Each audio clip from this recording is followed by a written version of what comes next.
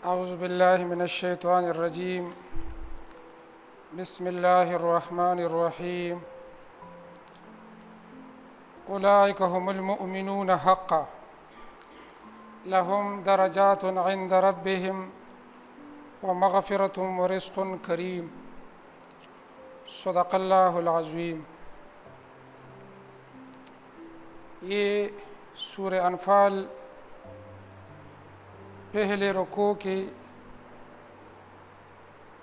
4 number آیات کریمہ ہے۔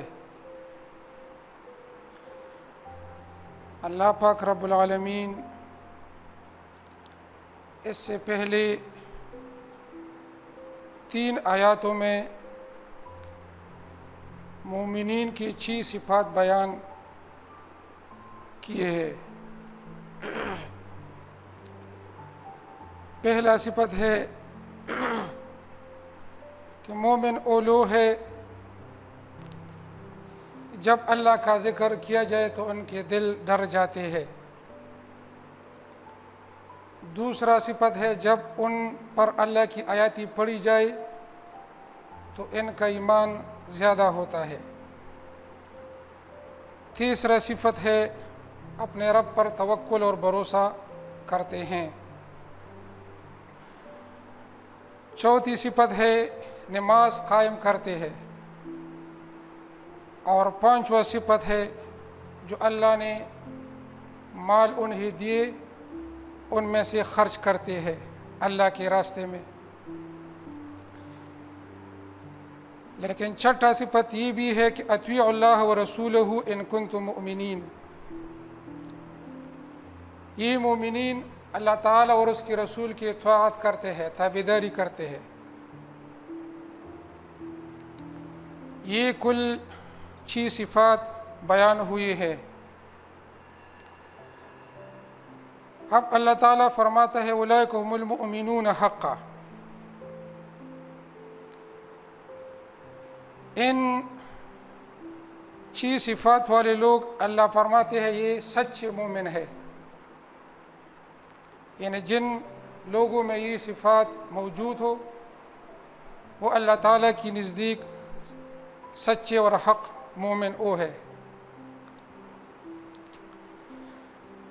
ان صفات میں پہلے 3 صفات جب اللہ کا ذکر کیا جائے تو ان کا دل ڈر جاتے ہیں، اور جب ان پر اللہ کی آیات پڑھی جائے تو ان کا ایمان زیادہ ہوتا ہے اور اپنے رب پر توکل اور بھروسہ کرتے ہیں۔ ان 3 صفات کا تعلق ایمانیات سے ہے، یعنی ان کا تعلق ایمان سے ہے۔ اللہ سے ڈرنا، ایمان زیادہ ہونا اور اللہ کا پر بھروسہ کرنا، اس کا تعلق ایمان سے ہے۔ تو یہ 3 صفات ایمانیات سے تعلق رکھتے ہیں۔ الذین یقیمون الصلاۃ، اور وہ لوگ جو نماز قائم کرتے ہیں، ان کا تعلق عبادت بدنیہ سے ہے۔ عبادت 2 قسم کے ہوتے ہیں، ایک مالی اور دوسرا بدنی۔ تو اقامت الصلاۃ یہ نماز قائم کرنا عبادت بدنیہ ہے۔ وَمِمَّا رَزَقْنَاهُمْ يُنْفِقُونَ، انفاق خرچ کرنا، اس کا تعلق عبادت مالیہ ہے۔ تو اب ان صفاتوں کے بدلے اللہ تعالیٰ نے 3 صلے اور 3 بدلے اللہ نے یہاں پر بیان کیا ہے۔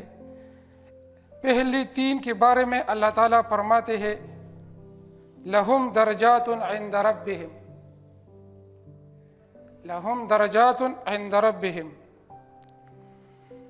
یعنی جو لوگ اللہ سے ڈرتے ہیں اور اللہ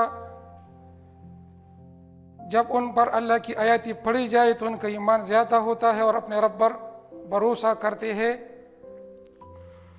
تو اس کے بدلے اللہ فرماتا ہے لہم درجات عند ربہم، اس کا بدلہ ہے۔ دوسرا جو بدنی عبادت ہے یقیمون الصلاۃ، اس کا بدلہ ہے وہ مغفرت، بخشش. اور کئی احادیث سے بھی یہ ظاہر ہوتا ہے کہ نماز سے انسان کی گناہی ختم ہوتی ہے، مغفرت ہوتی ہے انسان کی. اقامت الصلاۃ، نماز قائم کرنے سے. او مما رزقناہم ينفقون کے بدلے ورزق کریم. تو یہ چوتھا نمبر آیات اس پہلے آیات کا اللہ تعالیٰ کی طرف سے ان مومنین کے لیے جو درجات اور مغفرت اللہ نے تیار کیا ہے، تو اس کا بدلہ اس آیت کریمہ میں اللہ تعالیٰ نے ذکر کیا ہے. اللہ فرماتا ہے اولئک هم المؤمنون حقا. اولئک اسم اشارہ ہے جو پہلے بیان ہوئی ہے، ان کی طرف اشارہ ہے، ان صفات والوں کی طرف. یہی لوگ ہم المؤمنون، یہی لوگ مومن ہے، حق کا سچے. اولئک هم المؤمنون ایمانا حقا. ایمانا مصدر ہے، حقا اس کی صفت ہے. یہی لوگ سچی ایمان والے ہے. لہم ان کے لیے ہے درجات، درجے، درجات. جنت میں جو مقام انسان کو ملتے ہیں ان کو درجات کہتے ہیں. حدیث میں آیا ہے کہ ایک درجہ اس طرح ہے جو زمین سے آسمان تک فاصلہ ہے، اتنا فاصلہ ایک درجے کے درمیان ہے.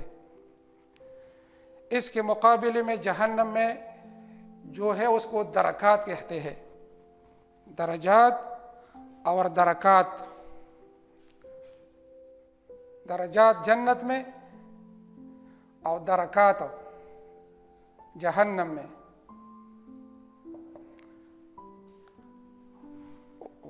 قرآن میں اللہ فرماتا ہے فی الدرک الاسفل من النار. درک، درک، درکات اس کی جمع ہے. منافقین کے بارے میں اللہ قرآن میں فرماتا ہے یہ جہنم کے سب سے نچلے طبقے میں ہے. فی الدرک الاسفل. درجات ان کے لیے درجے ہے جنت میں. عند ربہم، اللہ تعالیٰ کے پاس، اللہ تعالیٰ کے پاس یعنی جنت میں. یہ بدل ہے وہ تین صفات کے جو ایمان سے تعلق رکھتے ہیں. ومغفرت، اور ان کے لیے بخشش ہے. یہ اقامت الصلاۃ کے بدلہ ہے. نماز قائم کرنا، اس سے انسان کو مغفرت اور بخشش ملتی ہے. ورزق کریم، اور عزت والا رزق ہے.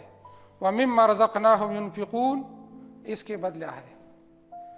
جو دنیا میں تم نے اللہ کی راہ میں خرچ کیے، اللہ تعالیٰ اس کے بدلے جنت میں رزق کریم عطا فرما کرتا ہے. کما اخرجک ربک من بیتک بالحق. کما اخرجک، کما میں کاف حرف تشبیہ ہے.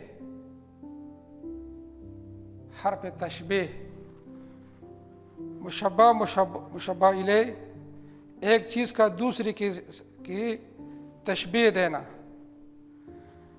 یہاں پر علماء فرماتے ہیں کہ کما میں جس طرح آپ صلی اللہ علیہ وسلم کو نکالا اپنے رب نے آپ صلی اللہ علیہ وسلم کے گھر سے، تو جیسا، جس طرح، کس طرح، اس کا تشبیہ اس سے ہے جو پہلے آیات میں اللہ نے ذکر کیا ہے کہ جس طرح صحابہ کرام نے مال غنیمت کی تقسیم میں اختلاف کیا، اور اس اختلاف کو اللہ تعالیٰ نے ختم کرنے کے لیے حکم نازل فرمایا اور فرمایا الانفال للہ والرسول. مال غنیمت اللہ تعالیٰ اور اس کی رسول کے لیے ہے. تو اللہ تعالیٰ نے مال غنیمت کے بارے میں جو اختلاف تھی وہ ختم کر دیے. یعنی جس طرح اس اختلاف کو ختم کیا، اس طرح اللہ تعالیٰ نے آپ صلی اللہ علیہ وسلم کو گھر سے نکالا.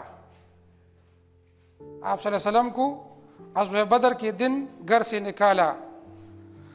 اگرچہ ان میں بھی لوگوں نے اختلاف کیا ہے، یعنی بعض صحابہ کرام کی رائے ہے کہ ابو سفیان کے قافلے سے مقابلہ کرنا ہوگا، اس کے ساتھ مقابلہ آسان ہے اور اس میں مال غنیمت بھی بہت زیادہ ہے اور آسانی کے ساتھ پتہ ہوتا ہے. اس کے بدلے میں ابو جہل کا قافلہ ہے، لشکر ہے، جو اس کا مقابلہ کرنا بہت مشکل تھا. تو اللہ تعالیٰ نے فرمایا جس طرح آپ نے مال غنیمت میں اختلاف کیا اور اللہ نے اس اختلاف کو اپنے حکم کے ذریعے ختم کیا ہے، اس طرح آپ صلی اللہ علیہ وسلم کو مکہ سے غزوہ بدر کے دن نکالا حق کے ساتھ. اگرچہ ایک فریق مومنوں میں سے ان سے ناخوش تھے، کارہون، ناخوش تھے، ناگواری محسوس کرنے والے تھے. یہ کراہت طبعی ہے، کراہت طبعی ہے. ایک کراہت شرعی ہے اور ایک طبعی ہے. لیکن جہاد کرنا ہر مسلمان طبیعت کے اعتبار سے اس سے ناخوش تھے، اچھا نہیں سمجھتے. لیکن اگر کسی نے شریعت کے اعتبار سے اس کو برا سمجھا تو یہ مسلمان نہیں، کافر ہے. تو یہاں پر اس کراہت سے مراد کراہت طبعی ہے، شرعی نہیں، طبعی ہے. تو اللہ تعالیٰ فرماتا ہے کہ جس طرح آپ صلی اللہ علیہ وسلم کو اپنے گھر سے نکالا، اخرجک ربک من بیتک بالحق، حق کے ساتھ، وان فریقا، اور بے شک ایک گروہ، من المؤمنین، مومنوں میں سے، لکارہون، اس سے ناخوش تھے. تو ان دو آیاتوں میں اللہ تعالیٰ نے ان صفات کے بدلے جو درجات اور مغفرت ان لوگوں کو حاصل ہوتے ہیں، اللہ نے اس کا ذکر کیا.